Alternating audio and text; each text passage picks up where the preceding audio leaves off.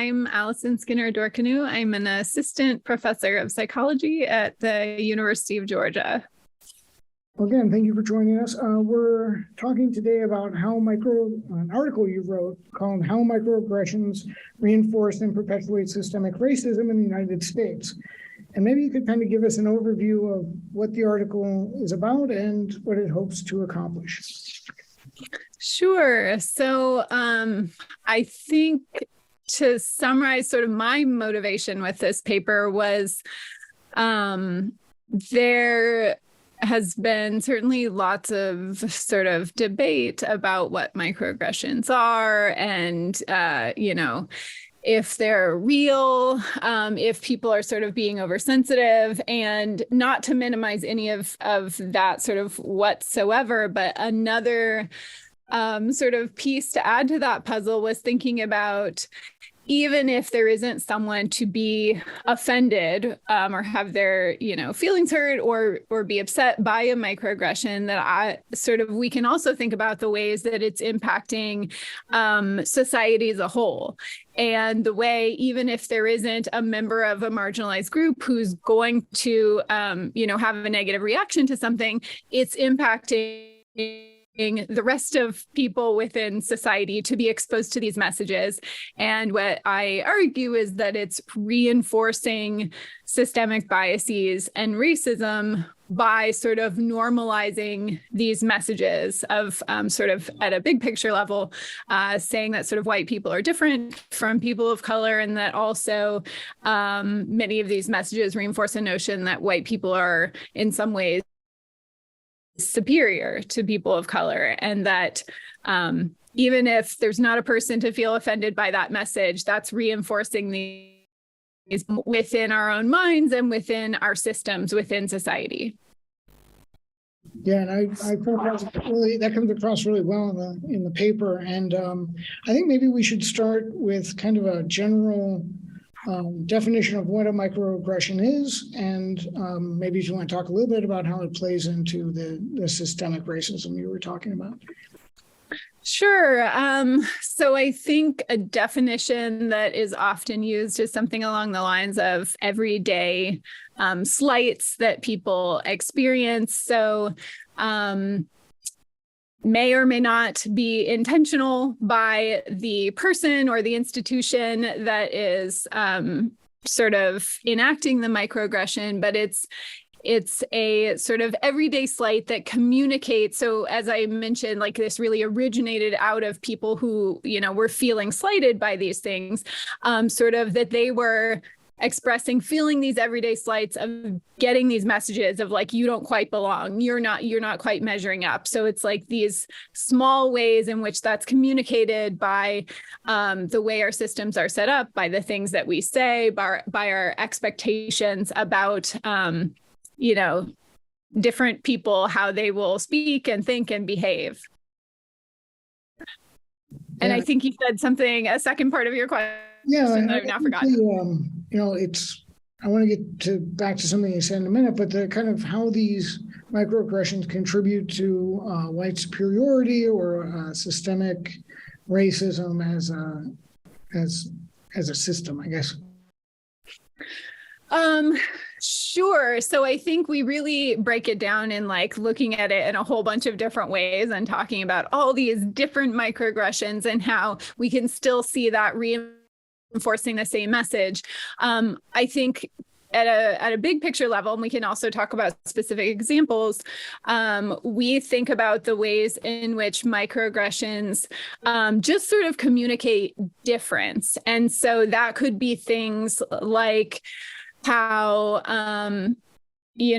people often want to ask people what race they are. And typically this is not a question that is asked of people who look very clearly white. So this is a question that gets asked of people that maybe have some sort of ambiguous characteristics and the idea is like, I want to put you in a racial box and think about how to think about you. And also it's sort of cueing that like, I'm othering you. I'm thinking of you of some, like, you're not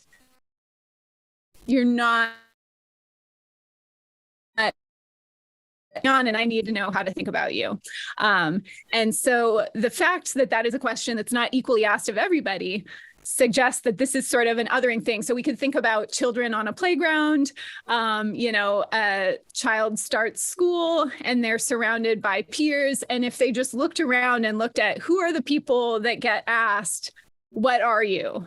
That certain people get asked that and certain people don't get asked that. So it's this sort of othering notion of who are the types of people that we don't have to ask that question for? Who are the types of people that we do have to ask that question for? And that's just an example of one of these sort of subtle ways that we just are sort of creating this division of like white and then everyone else.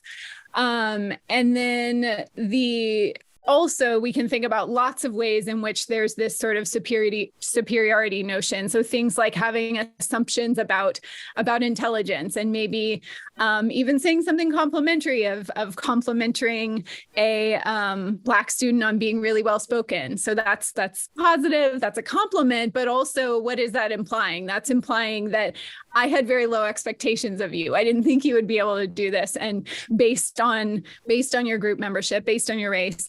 And so there are these subtle ways that sometimes can even seem positive, but are communicating that there's differences between white people and people of color, and also that I have positive associations and expectations with white people and less so maybe with people in other groups. Yeah, and I think that's such an important point, is that the white is kind of prioritized or seen as the norm, correct? And right. Then everything else is kind of needs to be explained. Right. So the other thing that, I kind of wanted to get back to this idea that, it's a slight or it's a minor infraction, and we kind of are able to, in some regard, dismiss them because they're these smaller micro actions. Mm-hmm. And isn't that part of the fact that they're based mainly in language, correct? Like the language we use kind of unconsciously is the problem, right?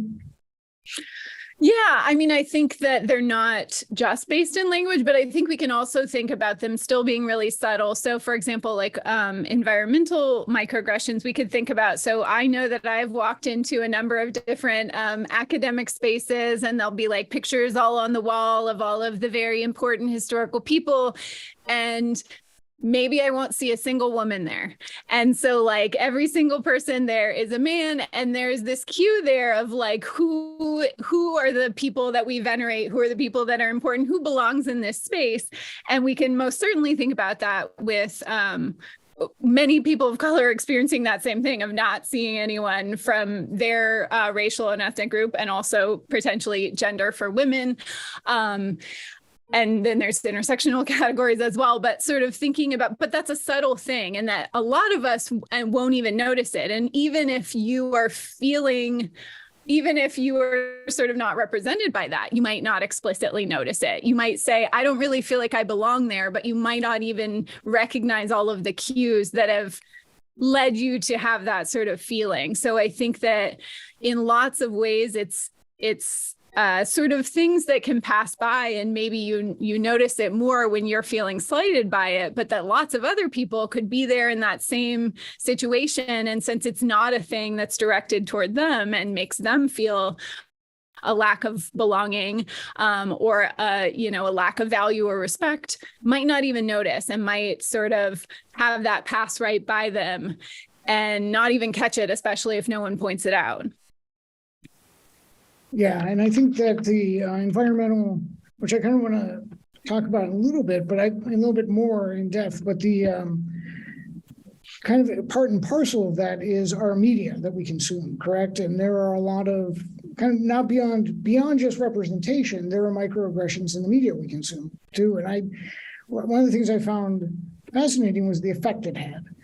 And I kind of like you to talk to us about the effect of microaggressions, not only on the person that it's aimed against, but the person who is consuming it, I guess. Right. I'm not sure if this is what you are thinking about, but one of the biggest things that I think about with that is who is represented in terms of, well, when we think about criminals. So I think I can't remember the statistics on this, but, the like local news like highly overrepresents perpetrators of crimes that are people of color, but especially Black people, Black men. And so essentially when we look at, what is the message that like we might get a picture along with it. Also, probably the picture we see is a mugshot as opposed to like the picture of like the dad with his kids. So it's like, are we getting a sympathetic image or are we getting an image that they look like a bad person that we shouldn't like? And that we can see if we sort of go through and analyze this. There was this really wild example that I show my students sometime from a local newspaper where it was like a story about a man who had I forget, it was like he had his car stolen, and then there was like something about a criminal, and like the big picture, and the two stories are right next to each other, and the big picture, the guy who had his car stolen, I think was Black, and his picture was very big and it was very close to the crime story. And so it was really, even when they were like highlighting that something bad happened to him and this person was victimized by crime, you could very easily glance at that and come away with the same sort of message that all of this other media has of like who are like the sort of criminals and the bad people, and how that is co-varies with race in terms of media and what gets represented. And then on the other side, and I can't remember if we talked about this in the paper, but there's also this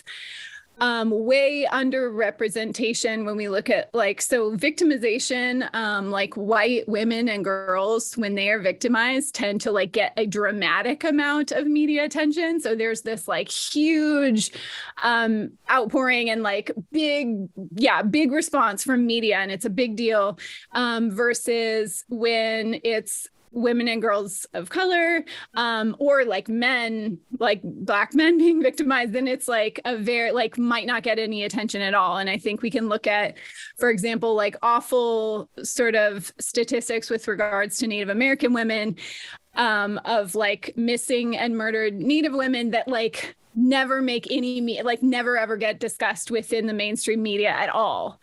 And so looking at like who do we even acknowledge their like victimization and their experiences, and like devote media attention, but also other sort of like resources of search and rescue and so on to actually like try and remedy and rectify the victimization. Yeah, and that was a big topic here in Cleveland back when Anthony Sowell was apprehended, because all of his victims were drug users, prostitutes, Black women who had fallen through the cracks. And a lot of them had court dates coming up, and they just missed the court dates, and no one looked for them, and no one was out, searching and they just disappeared. Mm-hmm. Part of that is a function of the criminal justice system, in which people just disappear. They move out of states or whatever. And it really brought home kind of there was no media coverage of those people, but, a white woman goes missing and it's on, 60 Minutes does a whole thing on it, right? Right. And I think we can also think about that. Just made me think about another sort of stark example of I don't remember his name, but the man who did the shootings in Atlanta, the spa shootings, and the, police officers being interviewed afterwards. And they were like, well, he just had a bad day. Whereas like what, and this was, a white man who killed like multiple Asian women. And yeah, like what is the way that we're talking about different people who engage in, have some of the same experiences or engage in some of the same behavior, but how is it characterized? So he's not like a terrible person, and he certainly isn't a representative of his race. It's not like, oh, we can't trust white men now because they might be murderers. Of course not. It's just about this guy, and this guy isn't even all bad. He just had a bad day. Yeah, and I want to return to, the lumping a representative of the entire culture in a minute, but I wanted to return to kind of this, the idea of the environmental attacks. And one of the things that I found really interesting in the article was I mean, we kind of all know the monument story now because so many of them were torn down, but the Confederate flag, there was something in the article that said, corroborated by research showing that support for the Confederate flag is more strongly linked to racial resentment than to local history. And I wondered what you guys found in regard to the flag and some of what that represents, because I think it's a perfect example of microaggression, right? Yeah, well, so with that, they were essentially trying to look at, like, is this a place that had so I think they were sort of tying it to like the history, like pre-war and what all was going on there, and seeing like, is this a place where like lots of soldiers who fought for the Confederacy were killed, and they're really trying to like honor those ancestors? Or is it more about this is a place where there's more hostility toward Black people? And that when you look at those two things in sort of competing with each other, the stronger tie to support for the Confederate flag isn't this sort of like history and ancestors. It's more about having like negative attitudes and resentment toward Black people. And there is tied to racial disparity, correct? So the more representation of Southern heritage, there were more. It was more racially disparity, right? Oh yes, yeah. There was also a paper that we talked about in there that talked about that, and that there was. Yeah, I'm trying to remember. I'm confusing because there's several papers that have come out on this recently. There was also another paper that I can't remember. It was published really recently. It might not have made it into our review, but where they found a link between the number of lynchings that took place in a given location and how many Confederate monuments that they had. And so essentially like showing a link between those two things, and that, essentially like places that had more racist lynchings had more Confederate monuments. So it was sort of like a symbol of like, beware, like. Yeah, so I think we can move probably to this idea of I love this term, maybe you could say it, pathologizing the culture. Pathologizing the culture. Yes, thank you. Yeah. I'm trying to remember what more did we say about that? I think, but yeah, tell me a little bit more about what you were so talking about. the kind of what I wanted to explore was this idea of like, also the idea of the elevation of whiteness and the kind of denigration of people of color through accents. There was also the idea of white composers being given primacy. And also police department. This is when they were talking about the police department after 9/11. So, that was all about sort of pathologizing like cultural aspects, values, things like that.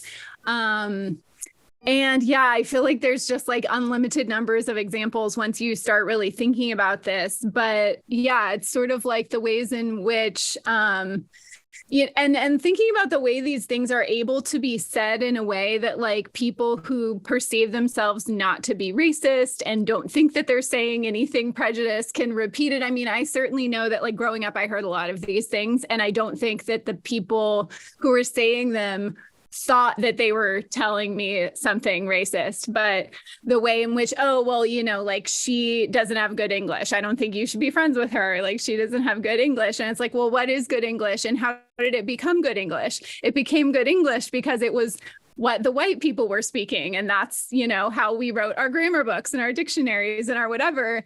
And then it becomes a justified way to discriminate against other people who don't speak in that same way. Then we can be like, oh, well, we can't hire them for this job.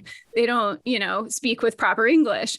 They, you shouldn't be friends with them. You shouldn't admit them into this school. Like it becomes this very justified way to exclude and discriminate and look down upon people, which is really just like they're just have a different way of doing something that has no value on its surface. Like the only reason it has value to speak in this particular way is because we decided it did.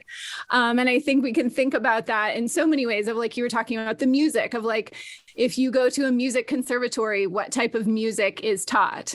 It's like European traditions of music and of dance and of something I was talking to my class about today of like cuisine. So like if you go to a fine dining restaurant, most fine dining restaurants in the United States are going to probably be, you know, American, like white American / probably maybe like French or some sort of like European tradition.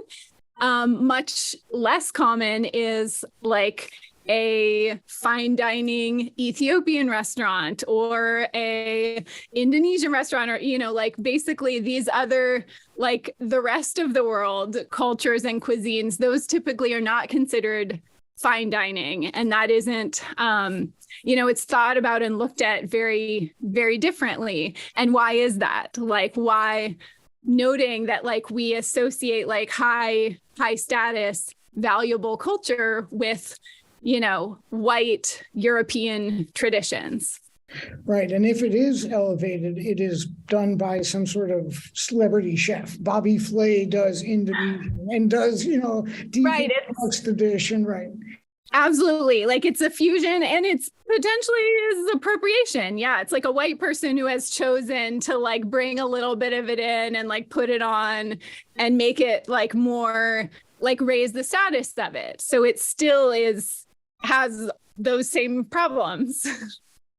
Right. I've watched enough Food Network to understand that. So the thing I wanted to kind of bring it to a close is what I think is probably the most disturbing part of the article, which is this denial of individual racism.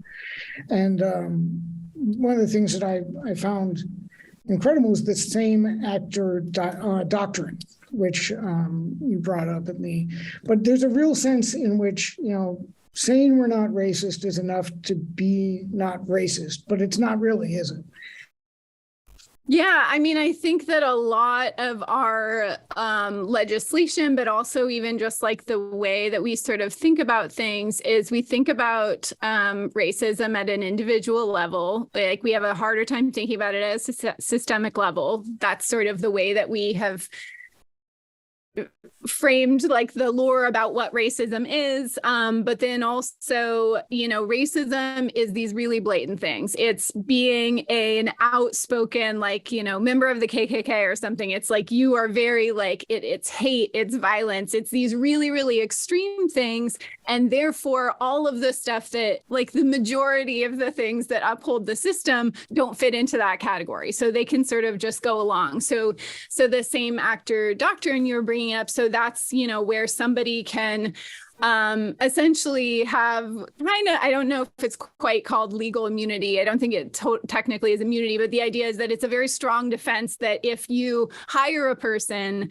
but then you that person claims that you behave in a discriminatory way toward them in the workplace, that you can be like, no, I couldn't, you know, be discriminatory toward you because I hired you. So basically it's like a get out of jail free card. You can't really be prosecuted for being discriminatory because you did this first thing of hiring the person in the first place. So that sort of like proved that you were not discriminatory, you were not racist by hiring them.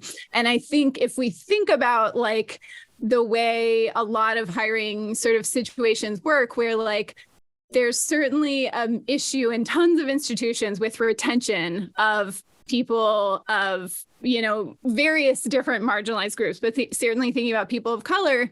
And I think that there's lots that can go into that, but also it's sort of this notion of like, we're not really doing anything to make it a safe space and a good environment where you want to stay. And also that we can kind of behave in any way we like, because we did this first thing of showing we're not, you know, we're not racist by hiring you, but not really doing a whole lot to,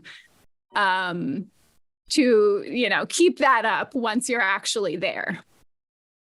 Right. And that leads to a whole, like, how many, that leads to a whole set of other problems that we probably don't have time to talk about it. Like, creating a culture within the workforce that is friendly to and supportive of means getting rid of a lot of this what is in the paper called false color blindness.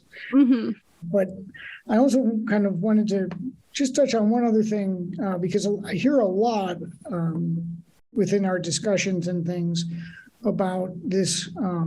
Why can't we just be based on what you bring to the table and, skill and merit instead of all these other things? Why do we need, and I think it's incorporated in this myth of mediocrity, right? So maybe you could talk a little bit about that. Sure. Yeah. I think this one's really important. So yeah, the myth of meritocracy, I think that is sort of a really, like, believing in meritocracy is sort of like a key belief in US society of, like, people, like, things should be given to people based on merit. We shouldn't just do handouts. And I think if we look back over history, that's virtually never happened. Things have never actually been given out strictly based on merit. And in fact, there are tons of things. If we look over history, the majority of US history, there have been a lot of things that have been given to white people just for being white, of like different sort of giving land, giving different sort of things at various parts, westward expansion, different parts of history and trying to get Europeans to come over and just like colonize and take over the land in the early, pre-revolutionary period. So there's been so many things like that. We haven't been doing it based on meritocracy. We've been doing like giving people benefits based on their race, based on their gender. And then sort of at some point within the last, 100-ish years, a little bit less than that, we started going, wait, no, like it should be based on merit. Like once we started opening up, technically allowing women to be in places, going to universities, be in workplaces, allowing people of color to have citizenship and be in these places.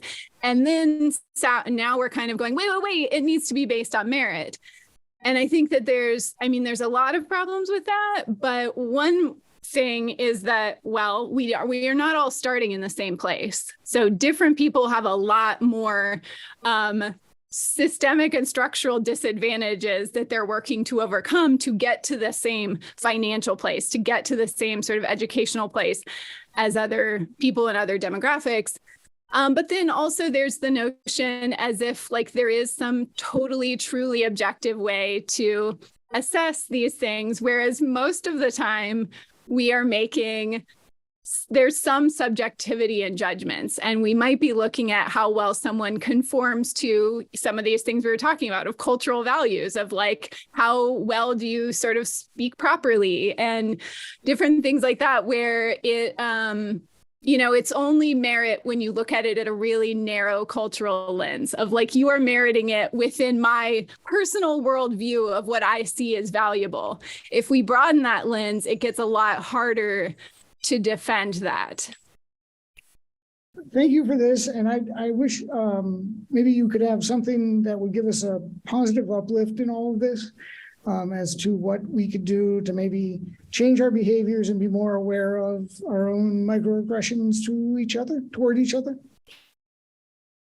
Well, I guess what I hope with all of this work is that, if you do think that this is important information and valuable to learn about, then like there's so many different little pieces to think about. And I think that hopefully that can, for me, the more I think about these things, the more I can recognize ways in which they have been operating that I previously had not been noticing or doing anything about. And so it's like empowering me to go, oh, that has happened, in my presence before, and maybe I didn't even notice it and I didn't do anything about it and I didn't point it out and I didn't work against it. And so the more aware we are of these things, like we can sort of reprogram our minds to not just go along with it, but also we can take actions to challenge that system in the way that it's perpetuating things. So I like to think of it as like a tool that we can use to empower ourselves to change ourselves, our social environments, but also, broader systems, because we all, make up broader systems, even if it's just the way we vote, but also, many of us do other things that end up having more influence and more power. So take that knowledge to make the system not be this way anymore.